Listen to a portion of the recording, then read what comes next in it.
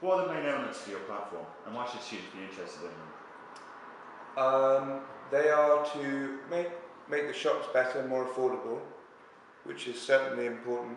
It's important everywhere, but particularly at King's buildings where students don't really have anywhere else to go. It's EUSA venues or nowhere. There's to make life easier with regard to landlords. I think we should set up a EUSA list of reliable landlords.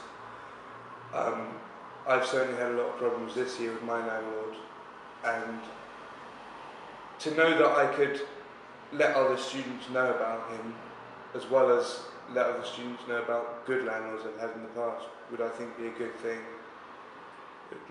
It would be a big incentive to make landlords behave better, which is necessary at the moment because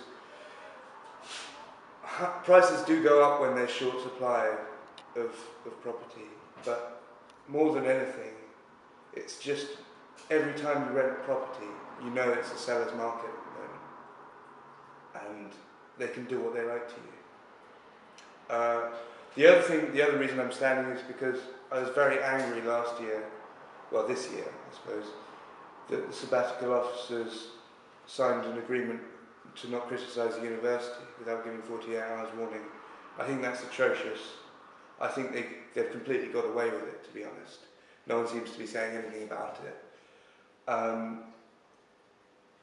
Imagine if a trade union did that with an employer, took £2 million to stay quiet about it.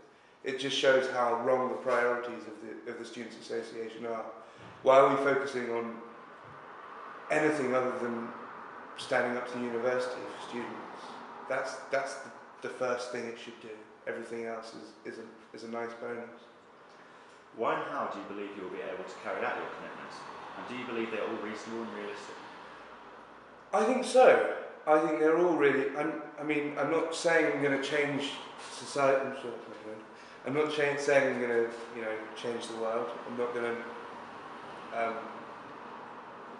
going to try and target UK-wide politics as much as other sabbatical officers have in the past, other presidents have in the past. I'm going to focus more on Edinburgh and achieve tangible things, realistic things. That I don't think, if you look at my manifesto, you could say many of them are unreasonable to overachieve.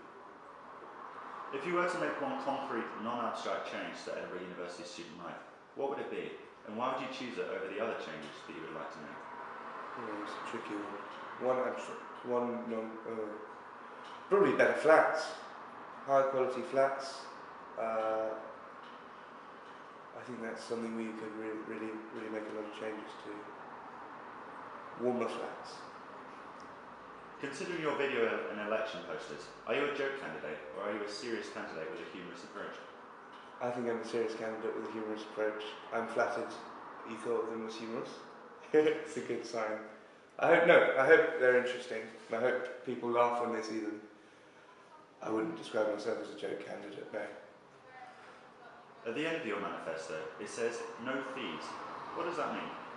It means that when I graduate, I shouldn't have to pay back the fees that I will have to pay back, and that people who are paying £9,000 a year shouldn't have to pay back the £9,000 a year they're being charged.